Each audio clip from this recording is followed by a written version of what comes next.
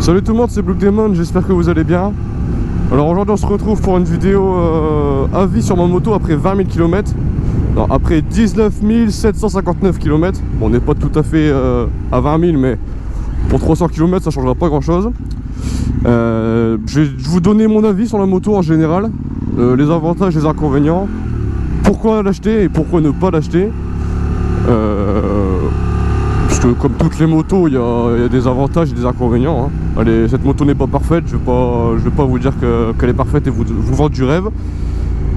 Donc on va commencer déjà avec l'autonomie. Je crois que ça doit en intéresser certains et certaines. Alors l'autonomie, c'est vraiment aléatoire en fait, c'est vraiment en fonction de comment vous roulez. Moi, comme je suis un mec qui roule assez sportif, je fais on va dire aller 150 km avec un plein. On peut pour 150 km. En plus, comme la moto Aeroprog,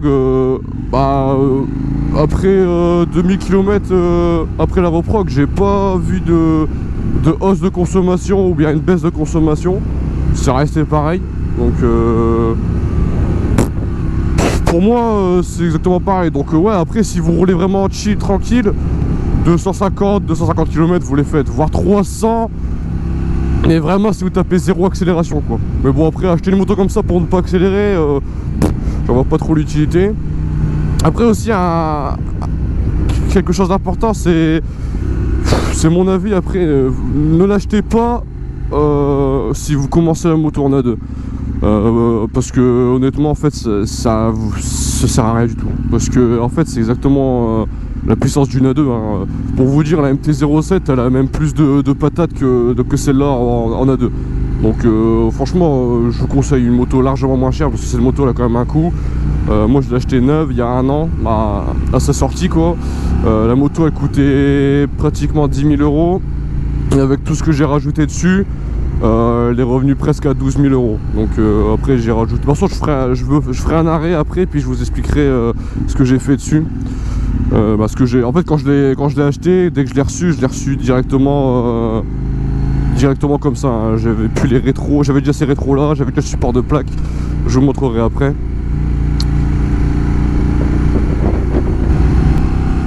Après ce qui est important aussi, c'est le confort. Alors le confort de la selle, c'est pas la meilleure, hein, je vais pas vous mentir. Moi je fais des balades qui durent entre 2 heures, 2 heures et demie. On a mal aux fesses quoi. Franchement on a vraiment mal aux fesses. Au bout d'1 heure, 1 heure et demie, je suis obligé de me lever comme ça sur la moto pour détendre mon postérieur, parce que sinon on a vite mal au dos et au cul. Après le mieux ce serait d'acheter une selle confort. Moi ça va être le prochain achat après le Decathlon, ça va être la selle confort. Parce que franchement j'en ai essayé une avec une selle confort. D'où le nom, franchement c'est vraiment confort. D'où le nom de la selle. Mais sinon ouais, après j'ai mis un scotch sur mon compteur, au moins il n'y a plus de...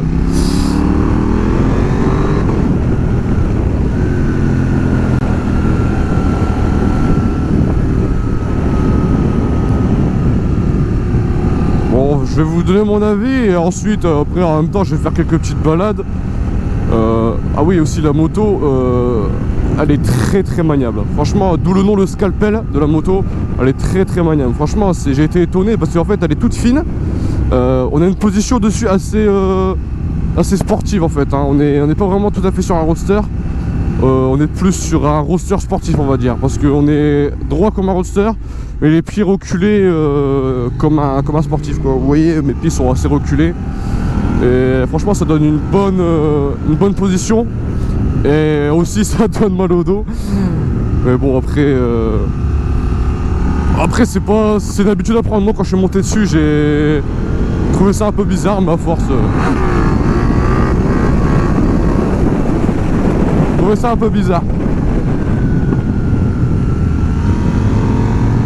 Après je veux aussi vous dire les pneus que je mets, parce que franchement les pneus que j'ai ils sont incroyables. Il y a presque pas de rodage à faire dessus. Vous faites juste chauffer quand vous les avez changés et après vous pouvez y aller, hein. Parce que franchement C'est nickel. Allez, bah là on va aller à droite et je vais vous laisser vite fait avec le son.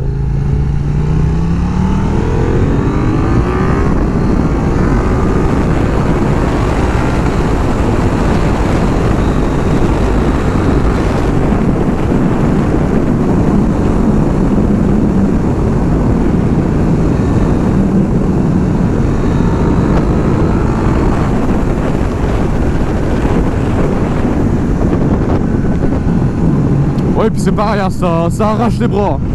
En fait, je sais pas comment dire, parce que comme la moto est reprog, je vais donner mon avis, parce qu'en fait j'ai quand même fait plus de la moitié des kilomètres en étant bridé.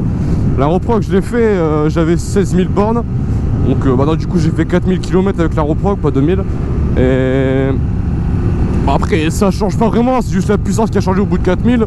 Donc c'est bien, c'est que c'est une vidéo qui pourra vous dire la vie bridée et la vie débridée du coup.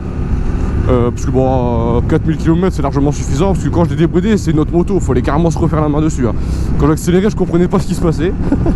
Mais après ça reste illégal, mais je vous incite pas à le faire. Moi je l'ai fait parce que j'estime que j'étais pris entre guillemets, je vois pas l'utilité d'attendre 2 ans de passer la passerelle pour alors qu'au bout d'un an franchement je peux pas dire que j'étais compétent, mais j'étais prêt quoi, parce que claquer quand même 20 000 km en un an, il n'y en a pas beaucoup qui le font, hein. Bah si quand même, je sais pas, mais 20 000 km je trouve ça énorme. Moi je dirais qu'il faudrait plus comment dire, juger les personnes qui font le plus de kilomètres que les personnes qui doivent tenir 2 ans quoi. Parce qu'il y en a en 2 ans ils font 2000 km et puis ils ont leur passerelle. Et donc je trouve ça inutile, mais bon après c'est la loi. Tu sais que je vous parle d'un point. Alors est-ce que KTM c'est fiable ou pas? Alors fiable, moi j'ai eu quelques problèmes avec.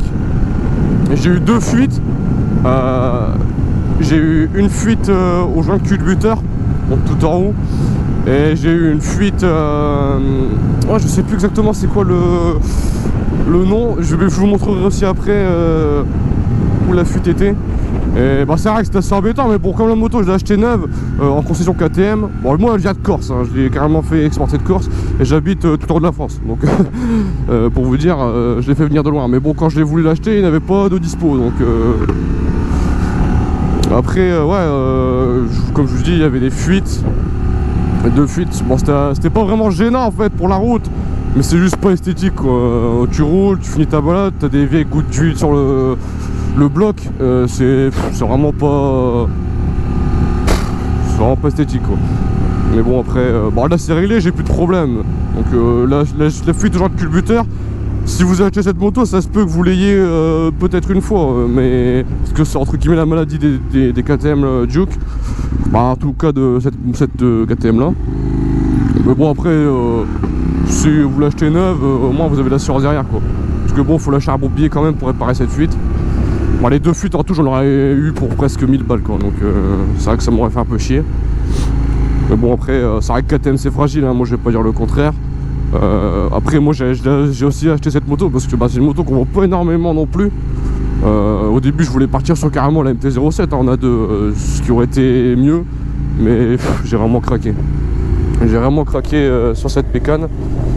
Après je regrette pas de l'avoir acheté, hein, franchement j'ai pas besoin d'en acheter une autre parce que du coup là la puissance me suffit largement, c'est même trop pour rouler sur route carrément, parce que ça en ville je suis carrément en première quoi.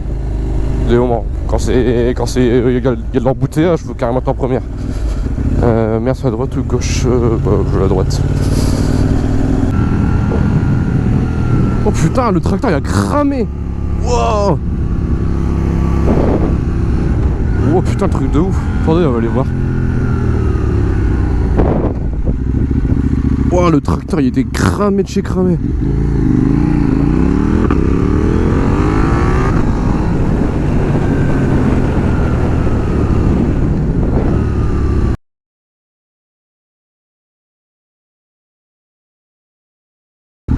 Putain ouais, ils l'ont démonté.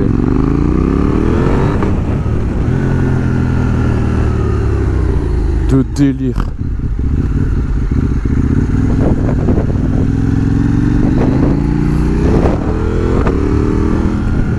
Bon les gars, là il y a des beaux enchaînements de virages. Je vais vous laisser, sur ça, et puis on se retrouvera après pour le point de vue en moto.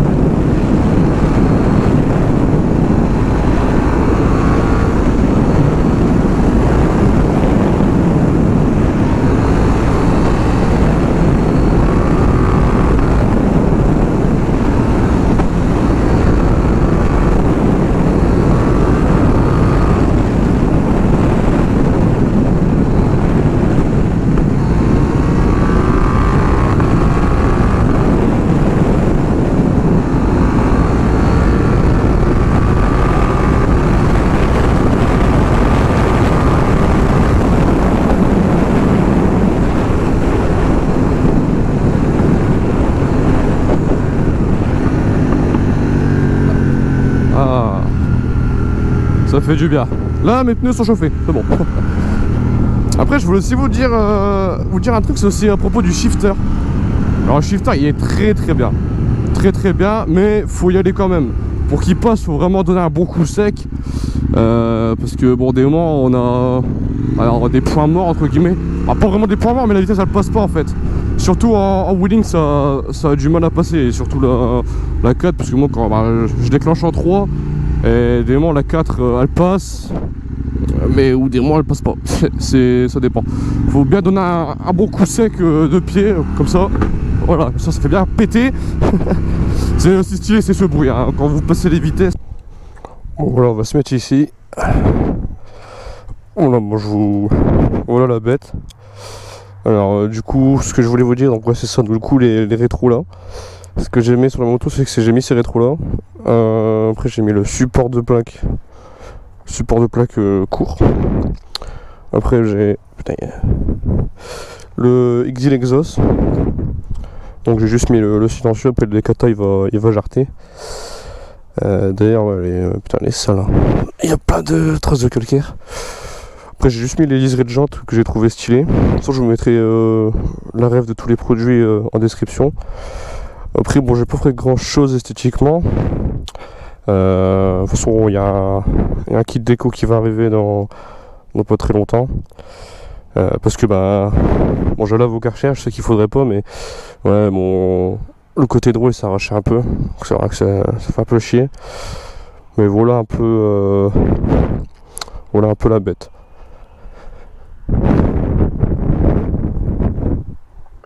Voilà.